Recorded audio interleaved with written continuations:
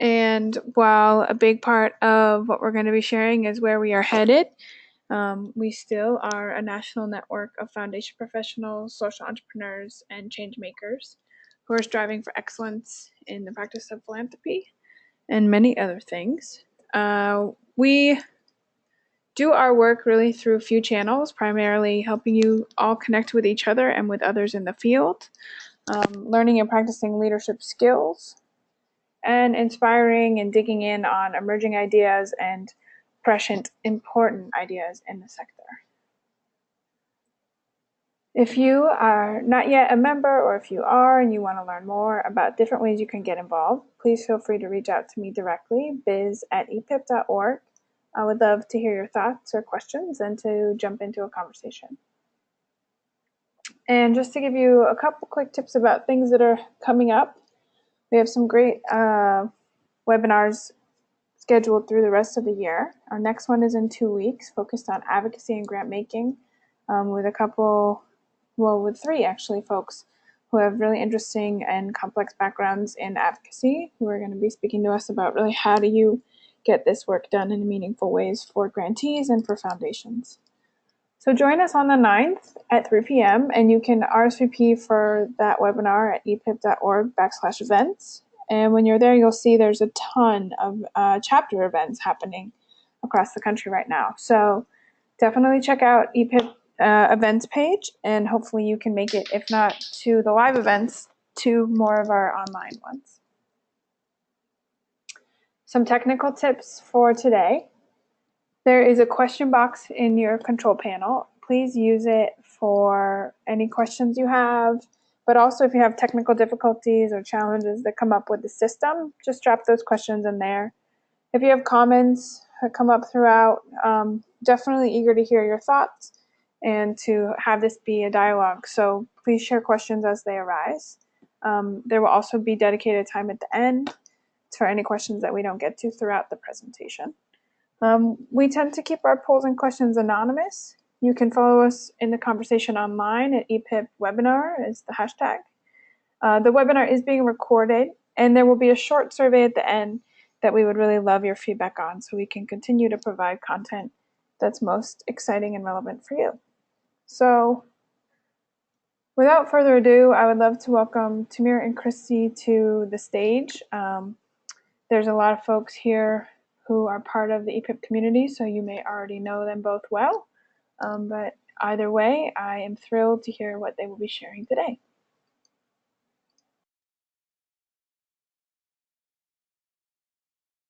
Okay, hi everyone. Can everybody hear me? Okay, so as I said, thank you all for joining us. I can see, just getting my screen up here, that we have a mix of super engaged EPIPers and some folks who are newer to the community, or at least newer to me, and I'm just really excited that you all took the time to talk with us about where we're headed. This is not advancing. There we go. So we're going to talk about a few things today. One is we're just going to talk about why we're doing this plan in the first place and what some of the things we've been seeing and hearing dating back to even before I was interviewing for the role of ED, which I've now been in for about a year, and sort of what went into the beginnings of the plan. We're going to talk a little bit about the work that we've been up to, and then Christi Tran, who's a former EPIP board member and the facilitator for our strategic planning process, will dig more into that work and what they've been taking away. We're going to have a chance to talk about what's coming up in the process. And our commitment is really to make this as much as possible a participatory process. You'll see that EPIP members and chapter leaders and others in our community have really been involved from the start, but we're always eager to find ways to deepen that. And so if you have thoughts on what we're doing, if there are places you feel like we've got it all wrong, if you want to add a +1 or a yes and somewhere, we really want to use this as an opportunity both to bring folks up to speed, but also to support dialogue in our community. And that can happen during the webinar, it can happen offline. So I just want to put that out there before we start.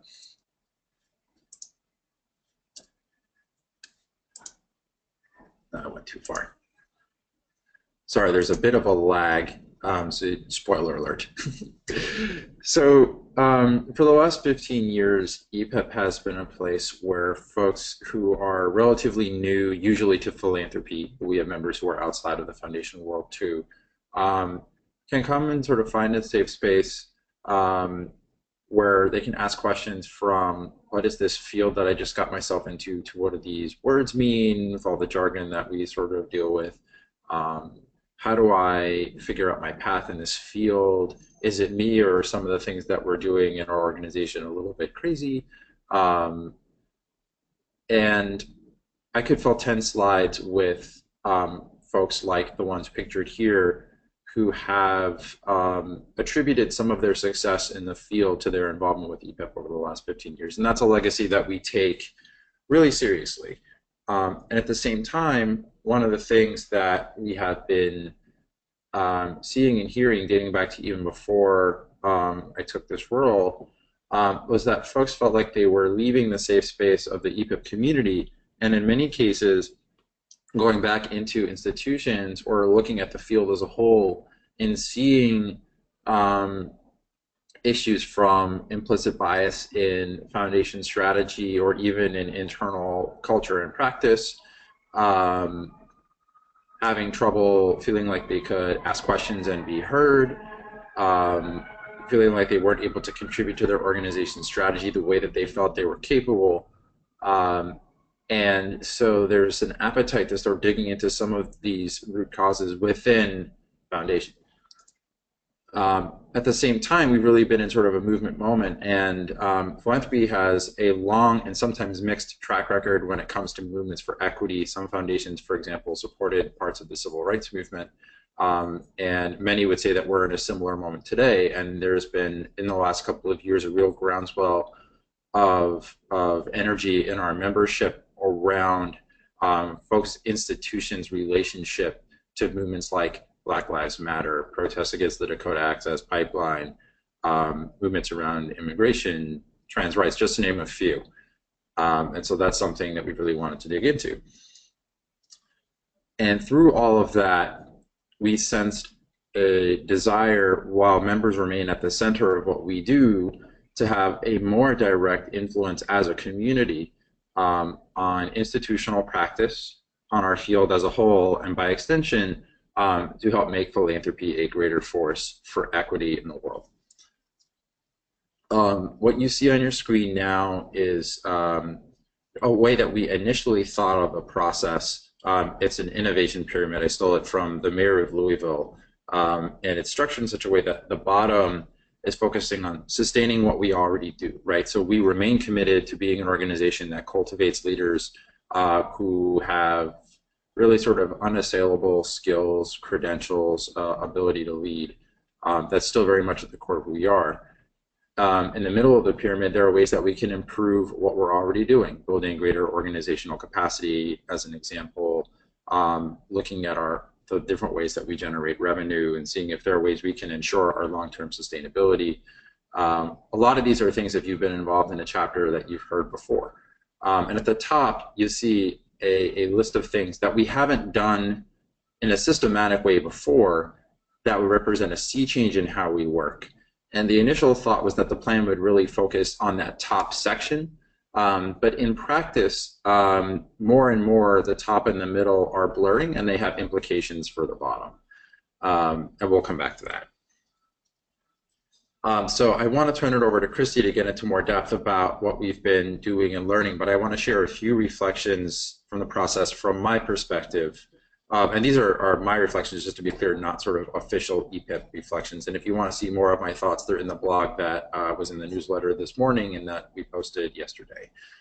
So one goes back to what we were saying before. So for folks who are trying to find their way in this field, there are a lot of things getting in the way of people's success, and that can have to do with their identity, with their relatively junior status in the organization, and just running into some of the sort of entrenched cultural issues in the field.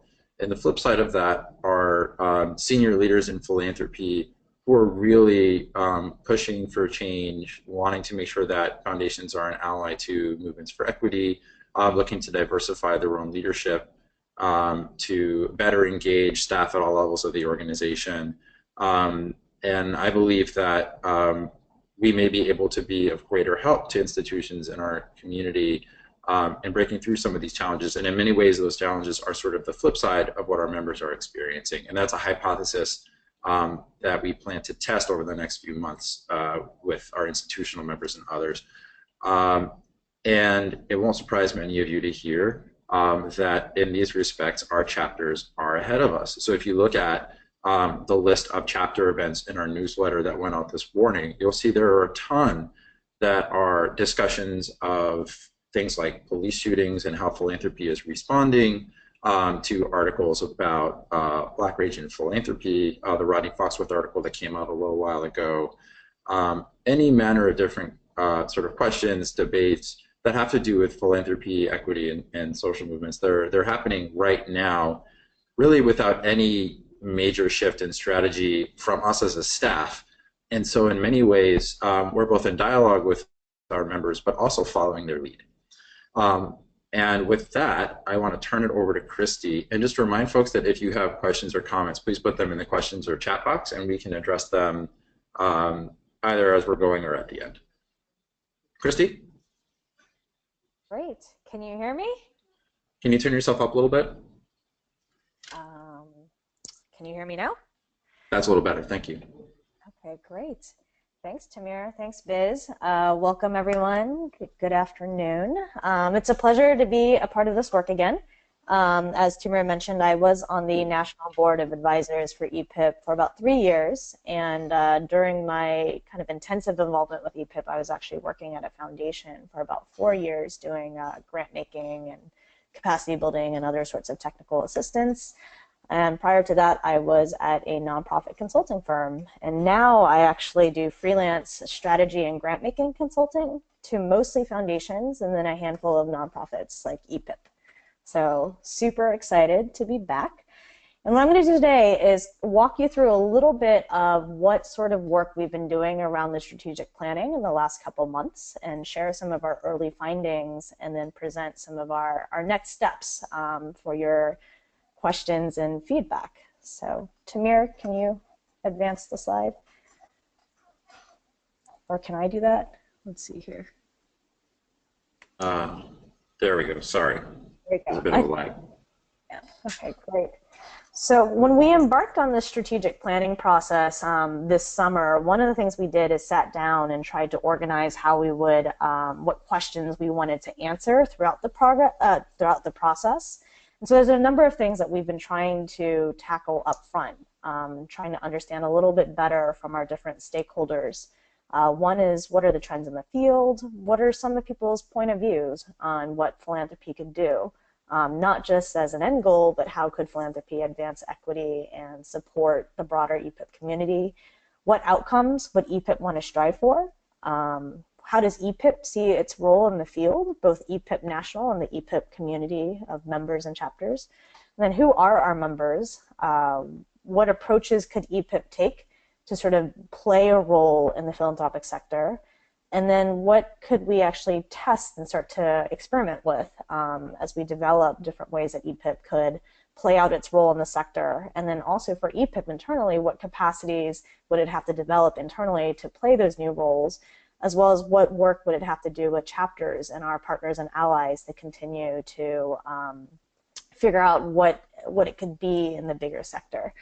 And so what I'll say is right now we've tackled a number of these questions and we're starting to get some early findings on, I would say, the first 4 or 5 of these questions. And we're still working on some of the other questions, and you'll hear a little bit more about that later. But up front, these are the things we set out to learn. I don't know if you can advance the slide. I'm trying to figure out if I can do it. Oh, there you go. Thanks. So Sorry, there's a bit of a lag. Oh, no worries. It's not letting me advance it, so thanks, Tamir. So the first part of the strategic planning process is what we call discovery, right? This is where we're reaching out to our stakeholders. We're looking at stuff that EPIP's done in the past. We're sort of taking, we're having different conversations with people. And we have several goals during this discovery process. It's really about learning from people and trying to extract what we can find to help EPIP figure out its strategic direction. So our goals were really to discuss stakeholders' point of view on philanthropy. Why does philanthropy exist? What's the end goal? Why did they come to philanthropy? And then, to hear stakeholders' experiences of philanthropy and their experiences of EPIP. To kind of understand what people's thoughts are around what role EPIP could play for them, as well as what EPIP could do in the broader field. And then one of the things we try to dig really deep on this, at least this initial phase of discovery, is something we call identifying pintos, right? Pains, insights, needs, and threats and opportunities of both EPIP members as well as what's going on in the sector. And like I said, the way that we try to learn these different things is through conversations, interviews, and other methodologies. So we'll go through what we've done so far. Tamir, can you hit the next slide? Great. So then at this stage, we haven't talked to all the stakeholders of EPIP yet, but we have done a handful of early work throughout August and September. One of the first things that we did was we did interviews with all the current EPIP board members at the national level, as well as their staff, and then a handful of thought leaders and innovative thinkers who are working in philanthropy that have either worked with EPIP, are funding EPIP, some of them are institutional members of EPIP, but people who really are thinking about philanthropy and where it could head. So we did a number of interviews. I think we ended up doing about 24 at this point.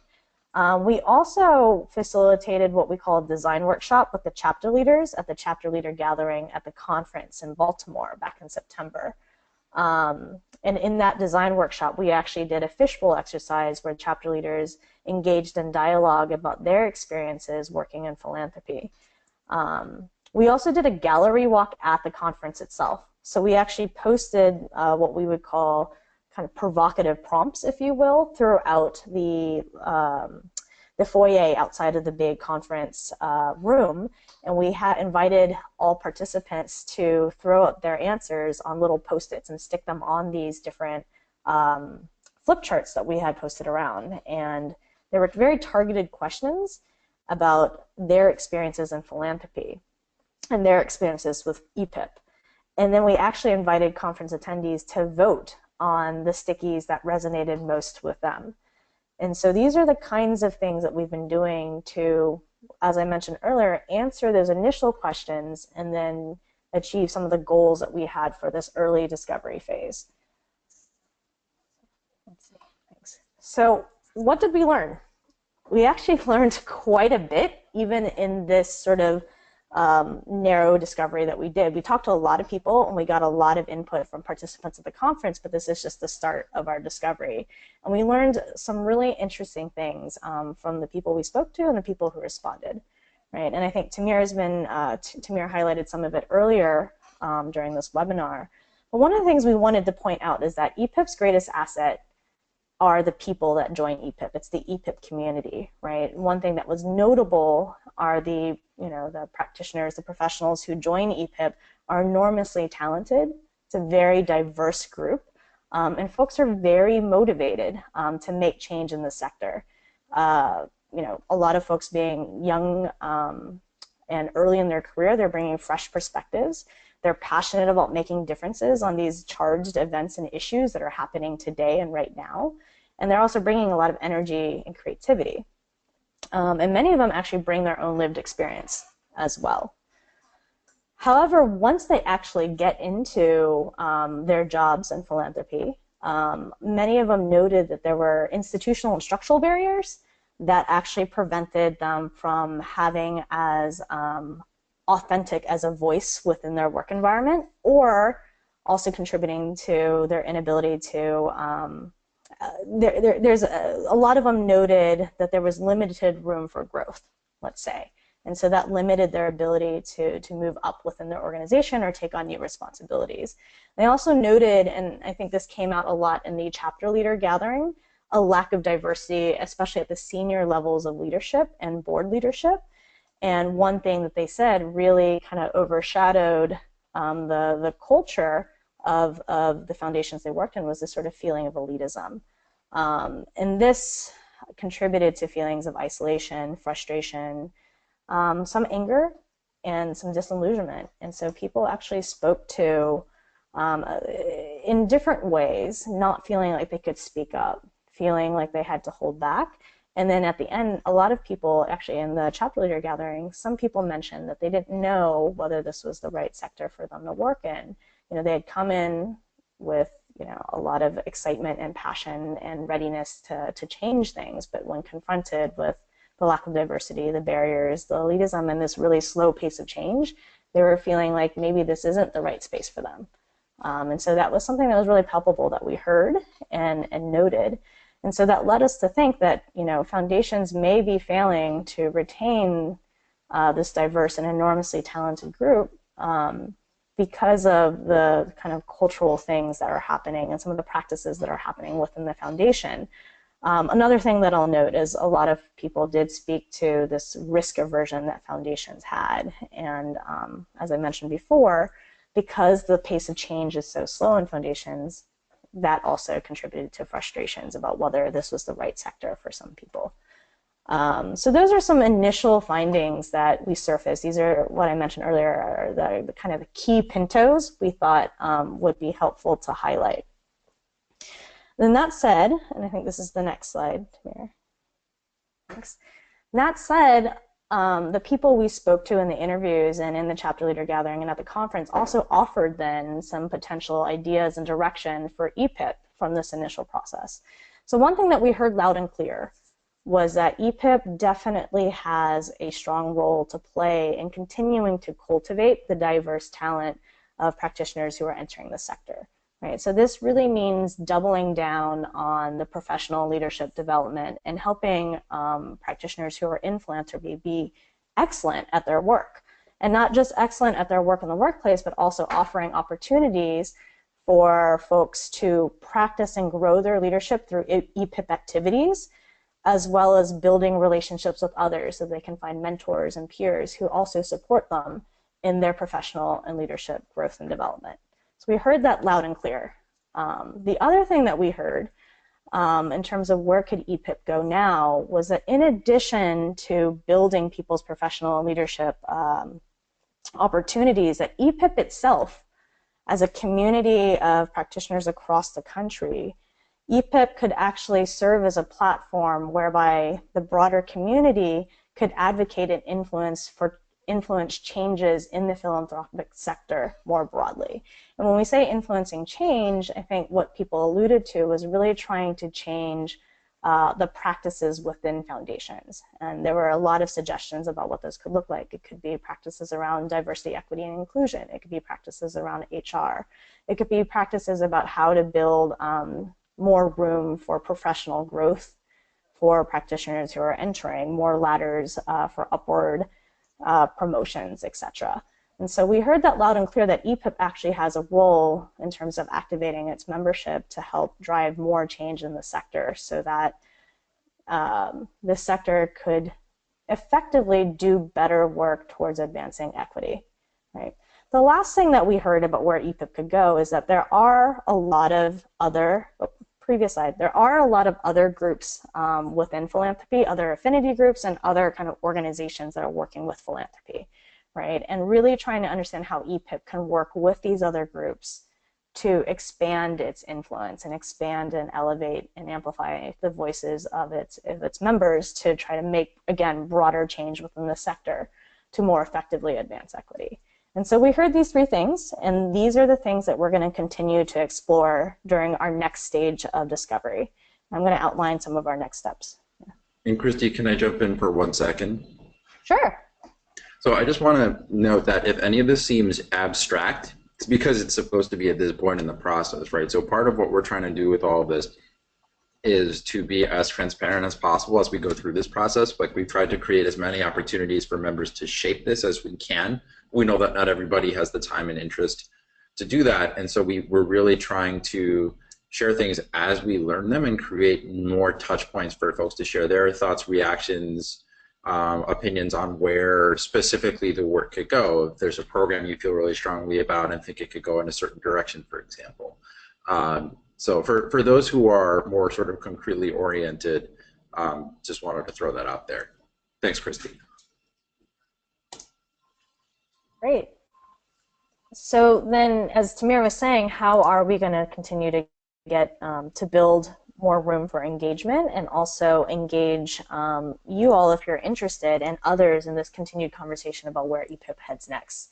So some of our next steps, first, in terms of engaging this broader community, and y'all, if you're interested, is we're actually going to interview even more people within the EPIP community about their experiences with the philanthropy, what brought them into the sector, and then also think through some of the ideas about where EPIP could head, right? So these are institutional members, chapter leaders, EPIP alumni. You know, we often hear that people come into EPIP and then they kind of move on in their career and sort of leave EPIP, and so we want to talk to them and other partners. So these could be some of the affinity groups or other nonprofits who are working to sort of push for change in the philanthropic sector. We're also working on a member experience survey that we hope to release in December. So this is a survey that will ask members about their experiences working in philanthropy, as well as, you know, some ideas about where EPIP could head and how could EPIP support them in their work environments. So we're going to release this survey, so be on the lookout for that. And then one thing that Tamir and I have been talking a lot about is really thinking through how to continue to strengthen the programming, some of the leadership opportunities and, you know, professional development opportunities, so that chapter leaders and others can continue to do your work and feel supported to continue to do that. As Tamir mentioned earlier, a lot of the work that's already being done by chapter leaders, there's a lot more that can be done to help amplify that and continue to support that. Other ways we're hoping to engage chapter leaders and chapters is to really form this chapter leader committee that can help think through how to continue to engage chapters in this conversation with us, as well as to continue to strengthen and support each other in individual chapter work. One thing that EPIP National, what we're thinking through with EPIP National, is actually helping the chapters, supporting them through their annual planning. So I know a lot of chapters are starting to think about their priorities for 2017, and so actually providing some structure so that chapters can use it if they wish to help guide some of their thinking for next year. Christi, can I add something there real quick? Sure. So I know a lot of you on the call are chapter leaders, and for so many EPIPers, their experience of EPIP is their experience with the chapter. And as we've been going through the planning process, one of the things that has become very clear is that a lot of the questions that we're wrestling with, both as far as what form our strategy as a national community takes and how we address some business challenges that are natural for where we are in our evolution, our chapters are wrestling with a lot of the same questions. And so this committee is really intended to help facilitate more connection across our chapters and problem solving, so that like we're not off doing work as a staff and then bringing it back and sort of doing things in unnecessary parallel, but really starting to bring those conversations together and put some legs to answer some of the questions that we've heard a lot over the years about things that chapters struggle with. Great, thanks, Tamir. And I think the last point under sort of strengthening this programming and leadership offerings, which Tamir alluded to earlier, is just continue to think about current EPIP programming and how to align them with this new direction of where EPIP is going and evolving. And so you may see some slightly new approaches, some new ideas kind of coming out of the existing programming, and that's going to happen it's ongoing from now until, you know, even when we launch the strategic plan, hopefully next year. Another sort of area where we're hoping to really get your best thinking is we're currently working on thinking through EPIP's vision, mission, values, and theory of change. We've taken the discovery findings, at least from this initial phase of discovery, and started to refine and think through what these different pieces could look like, and we're starting to draft some materials around that. And our hope is that we're going to be able to share that publicly in the winter, so that we can get feedback from you all and from the broader EPIP community to see if this actually resonates. And then continue to engage you in thinking it through with us and refining that from now until the spring, when we hope to complete the strategic plan. And one note about the plan is that we do envision it to be a living document, so as we kind of go through these refinements, we see the plan as a plan for the next 3 to 5 years, but understanding that as EPIP continues to learn, even in next year and the year subsequently, that it will continue to learn and refine its plan from here on out. So that's Yeah, go ahead. Sorry, Christy, just jumping for a second. And not only that, but we're not waiting for there to be a plan in order to test out ideas that we have or ways that we can tweak stuff we already do. So you may notice that not only is there an uptick in equity-focused programming from chapters, which we claim 0 credit for as a staff, but you may notice that some of the blogs that we're posting, guest posts that we're curating, programs that have been offered before by EPIP, even our conference this year was a big test of some of these themes and subject matters that have been coming up. So our goal is to test and learn as we go and have that inform a plan so we don't fall into the classic pitfall of, we spent all this time and effort on a plan and then it sits on a shelf. Mm-hmm. And I think the only thing I'll add there is I think that's why this planning process has been happening in phases. As we learn a little bit, we continue to roll out new things as part of this planning process to get more input, to get more engagement, to get more reaction and more understanding of where people are thinking and more ideas and embedding that in as we're learning. So in some ways, this is foreshadowing how EPIP is going to tackle some of its new work moving forward. So that's what's to come. And I think I'll turn it back to Tamir on the discussion. Thank you, Christy. So yeah, we recognize, of course, that webinars are always an imperfect platform for conversation, and some of you have probably, looking at the attendee list, some of you have heard this a couple of times already, so just excited to see what thoughts and questions people have. So I guess our first question is, how do these findings resonate with you or not? Right? What are you seeing that's surprising? What corresponds to your experience? And remember, nothing that you put in the question or chat box is recorded with a webinar recording, so it's completely anonymous and confidential.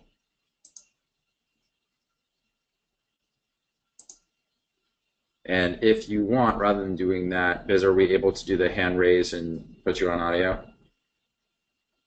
Yes. Okay, so if anybody wants to comment on that, you can hit the hand raise button on the left side of your control panel and we will unmute you.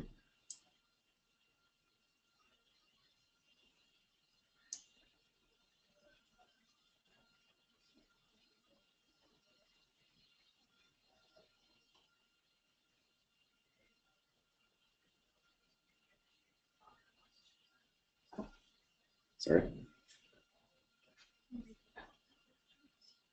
Thank you.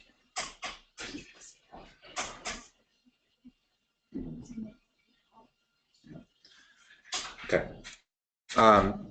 So this is always a little bit tricky, sort of getting the ball rolling here. So I think I am going to try to pick on a couple of people and see if they're on the line.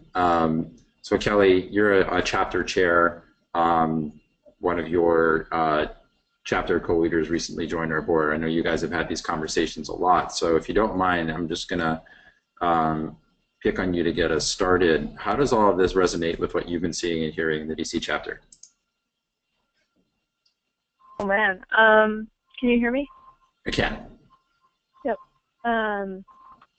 So I guess we've been thinking a lot about what direction we're going into as a chapter, as we sort of build capacity within our steering committee and think about how to sort of push that outward into membership.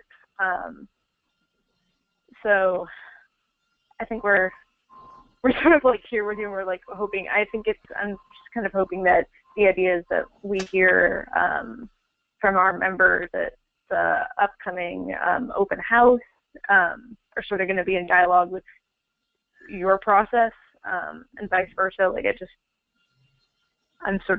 think we're both like waiting to see what happens and what comes of it and sort of working towards that.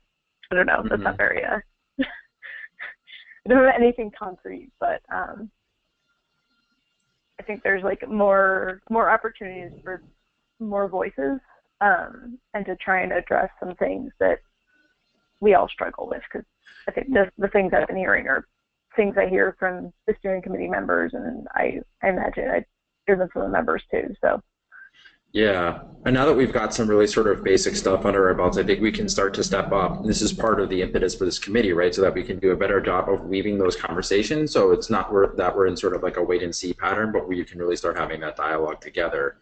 So that to some extent, at least, it's less like our process versus a chapter process, but something a little bit more sort of community infused. Does that make sense? Mm-hmm. Yeah. Cool. Anything else you'd want to add? Not yet, but cool. curious what other people have to say. Thanks. I'm gonna pop you back on mute. Feel free to raise your hand again if you want to add something else. Let's see. Cassie, are you someplace that I can pick on you too? Since we talked about this in the chapter leader call a couple weeks ago.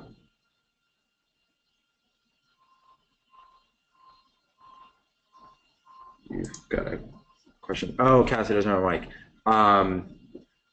All right, Lynn, if you're someplace where you can type, if you can pop your thoughts into the chat box, we'd love to hear your thoughts on this and sort of how this resonates with some of the conversations that you all have been having in your chapter. So, in the meantime, I'm going to put you on mute and let me see. Chris and Anna, can I pick on you guys? So Chris and Anna are leaders in our new Florida chapter, and I'm just going to put them on the spot for a second here, and then I'm going to move to the next question. So guys, I know some of this we've chatted about offline, some of it may be new. Any off-the-cuff reactions or thoughts? How does it compare to what you're seeing and hearing across the chapter leadership and FPN members in Florida? Can you hear me? Yep. Okay, cool. Thanks for the opportunity, man. No, this is great. I mean, it resonates well with what's happening in Florida. As you know, we're going through our own strategic planning refresh ourselves, really doing some human-centered design work also through FPN, and which is also going to resonate with our EPIP chapter here. So I think it aligns well. I'm really impressed with the innovation pyramid that you shared. That's a tool that we can actually use ourselves, and I'm sure others can use also. Cool. But in a broader sense, I mean, I think it's a lot of what I think we all expect from EPIP. I think it's exciting to hear that there's a new visioning for the organization, and activating members to impact the sector in a positive way to advance equity. I mean, I think that's really key to what we're all about. So I think it's exciting. Cool. Thanks. How about you, Anna?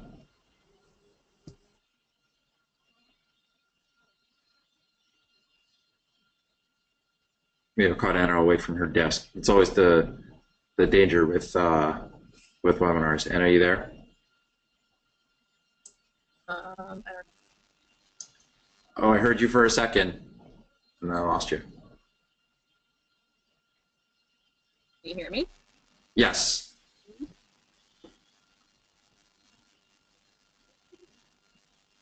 Oh, I can't hear you anymore. Sorry, it looks like we're having some trouble with your signal. All right, well then let me pause there and...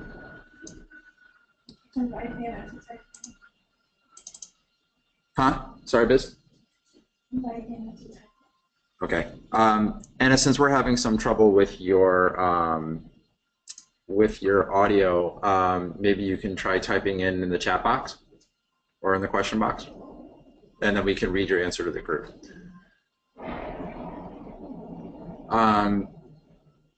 Here we go. Cassie just shared her thoughts, and I'm just going to read this to you guys. So all the findings resonate with me personally and with others I've spoken to in the field, especially program assistants and associates and non-program staff who are interested in growing and advancing, being more involved in the grant making, or having more impact, but they feel pigeonholed or disempowered. And I see EPIP as playing a role in initiating these discussions within with foundation leaders. In the Bay Area, there's a visioning session in 3 weeks, so we'll be using this presentation to frame our discussion. That's awesome.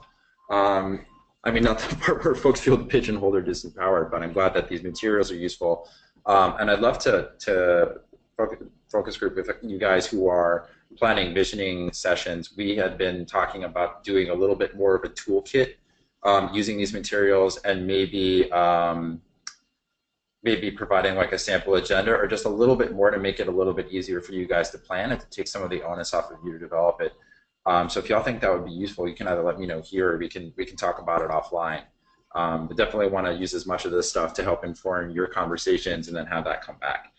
And Anna's typed in also and said that the focus resonates with her. So again, if folks have questions that are not in the thread of the conversation, I just want to re-invite you to type your questions into the question box, whether they're clarifying questions or sort of questions about what this could mean in practice.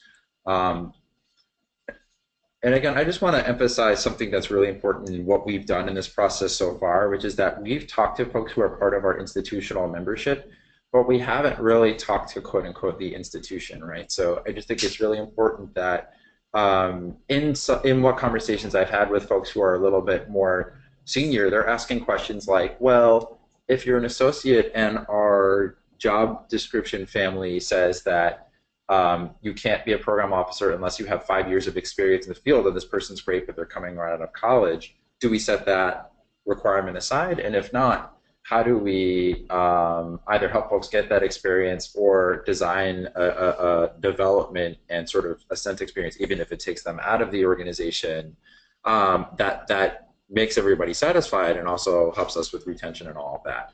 And so I think there are a lot of questions like that that we haven't had the chance to explore explicitly, where sometimes we may be taking more of an advocacy approach and we're pushing something or we're encouraging people to take up a practice we believe in. And in other cases, we may just be talking through with folks challenges that they're having that correspond to ours. A lot of the stuff around like disempowerment and pigeonholing, some of it can be a result of implicit bias in the workplace. Some of it may simply be about organizations not having the structures and practices in place where they can learn from everywhere. And that's something that we want to tease out a little bit more, and we're hoping to really pull some of those a little bit more. I'm seeing another comment from Anna that says, the equity focus resonates. My own organization is particularly interested in thinking about barriers we're dealing with and eliminating barriers to entry. That's come up a lot for funding. We have a comment from Nima that says, recently became a senior fellow in the environmental leadership program and found this helpful to understand how I can become more engaged with EPIP New York. And I'm really glad to hear that. I would strongly encourage you to do that. I used to be a chapter leader in New York myself. It's an awesome chapter. They're doing some great stuff. And if it would be helpful, I'm happy to send you an email intro to the chapter leadership there. So while we are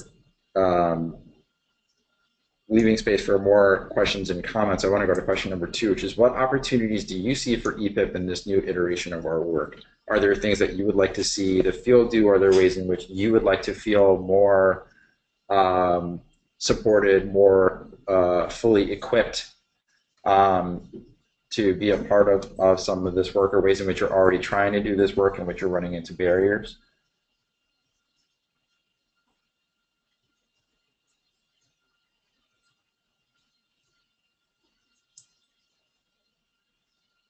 See, and again, if you don't want to type your answer and you're on the phone or you have audio, you can raise your hand with a little button and then I can call on you. And while folks are either typing or considering their answers, I'll share an anecdote from our board meeting. So we were talking about at the board meeting about how much EPIP is about sort of excellence and stewardship of resources versus how much are we really about equity. Because if you look at our mission statement, right, it says we strive for excellence in the practice of philanthropy, and our vision talks about responsible stewardship of resources. We've also always been about equity. We haven't always been consistently explicit about it. And one of the things that came up was that folks were describing their personal experience trying to raise some of these questions, say like at 23 versus at 33, and either feeling put to the side because they didn't have the standing to do it, or they didn't know how to do it in a way that wasn't seen as confrontational, or what they said was being sort of filtered through the prism of how people saw them, like whether it was the color of their skin, their gender, their cultural background, their youngness. And that in order to be able to be individual sort of entrepreneurs or change agents within their institutions, they had to have an unassailable quality of work. And that's part of the reason I think that our role in preparing rising generations of leaders is valuable in and of itself, but it's also very clear that, folks, it's really hard to move an equity agenda in an institution if people can poke holes in someone's resume or body of work.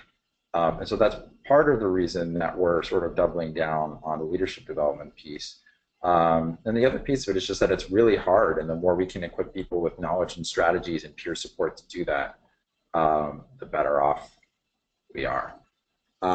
Let's see, do we have any other responses or comments on this question of opportunities?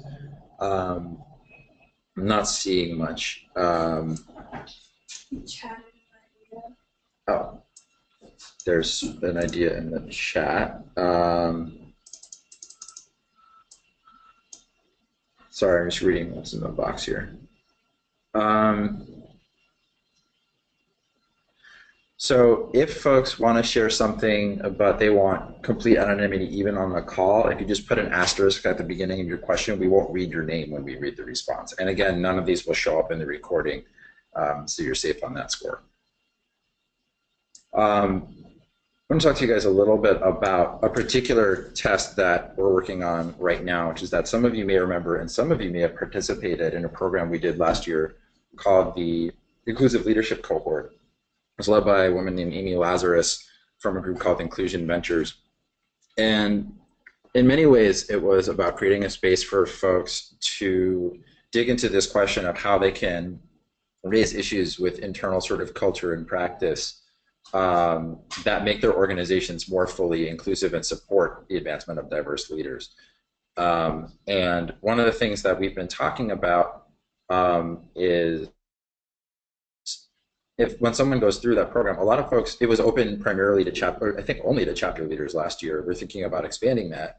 But as part of that, so you go and you get this sort of intensive experiential support. There was in-person training, there was digital stuff. So we're thinking about deepening that sort of network building and cohort building aspect of it. But also, once you've gotten that, what's the sort of pay forward to the community, right? So are you responsible for leading a training? Are we training people to be trainers? We don't have all the answers, but we are, sorry, I just got a note.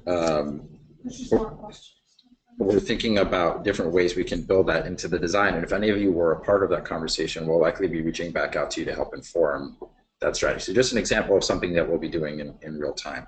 So we have another question here. Now that the Forum of Regional Associations is opening its doors to National Affinity Group and other philanthropy-serving organizations, will EPIP be considering membership with this network nationwide? It's a great question. I'm not sure what membership looks like. I'll tell you, I'm on the 2017 committee that I think is charged with helping to design what that form of membership looks like.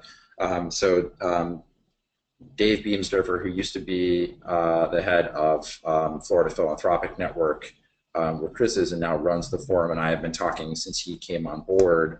We've been in pretty close conversation with them. So I think membership is one possibility. How we work with groups like the forum is going to be a big part of the question of how we both partner with folks, but also how we help to build the field in places where that's appropriate to advance these goals. So I think that's a great question and one that we'll definitely be talking about more. Michael, if you have thoughts on that, as far as specific suggestions or ideas, would love to hear more.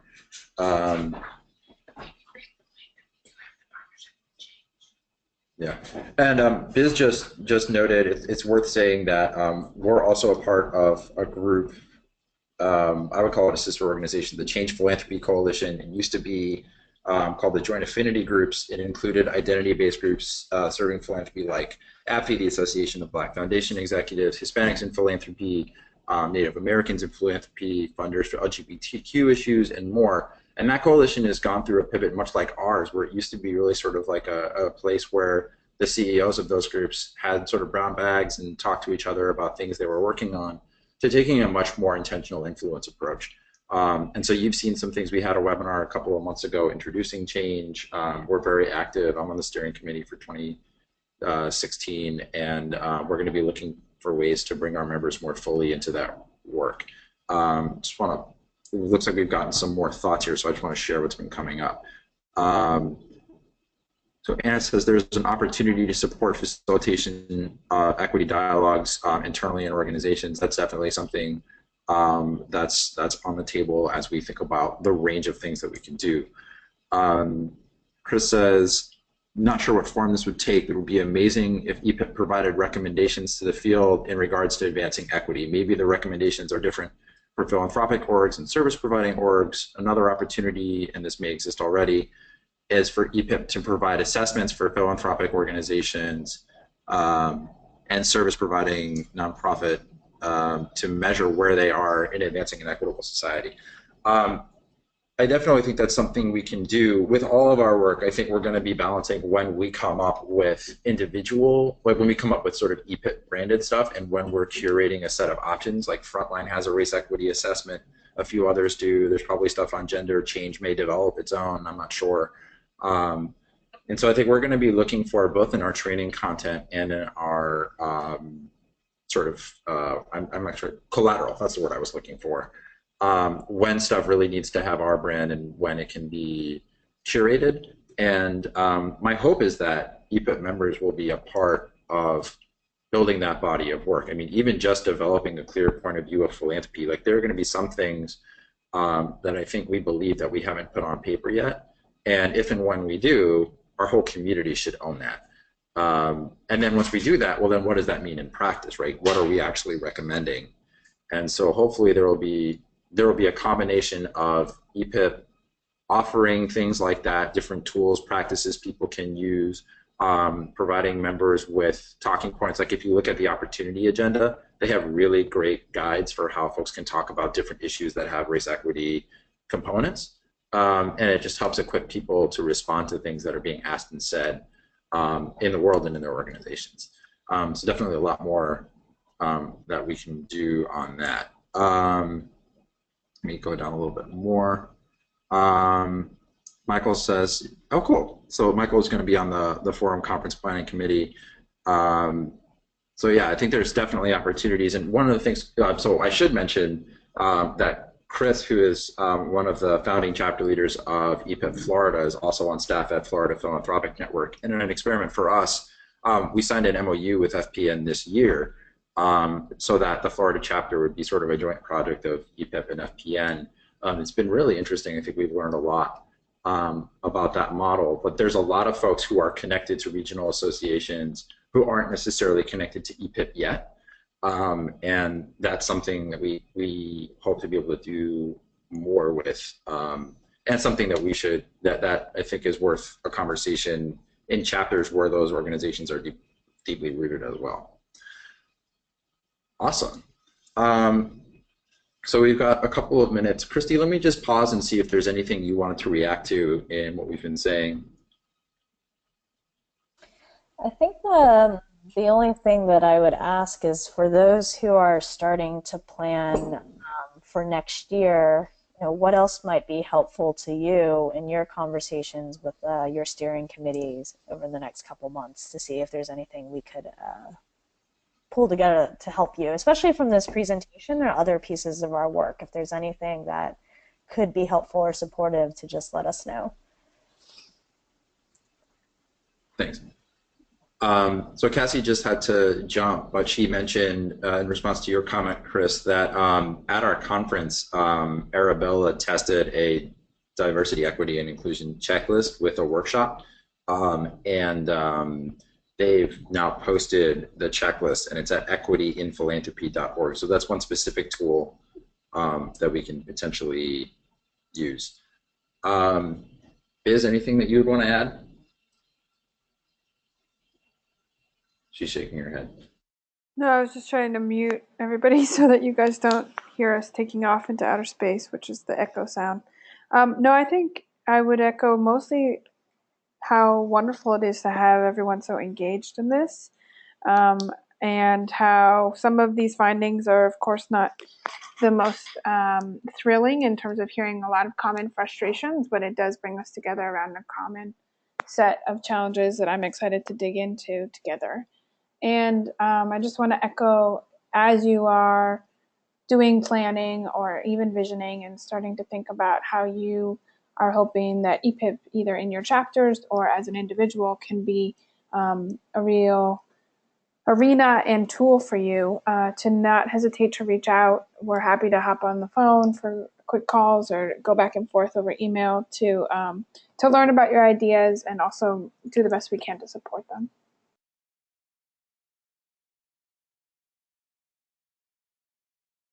If you've ever gotten an email from me, know that my business line is my cell, and I always encourage EPIP members or folks in our community to feel free to email, call, or text me.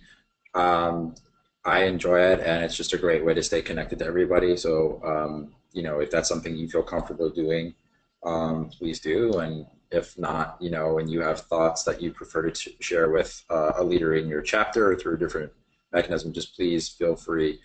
We want to continue to keep everybody both in the loop on this, but also to find ways to deepen the conversation across our community. And again, just a reminder, we're still pretty early in the process, so this is going to start getting more concrete. We're going to be testing stuff as we go. And we're also, as much as we are able to see what you all are up to, we've got our ear to the street, and what you all are doing, even organically, is informing the strategy.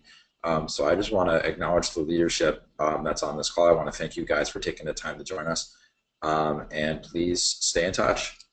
With that, I think we're ready to close, yeah? All right. Thank you. Thanks, everybody.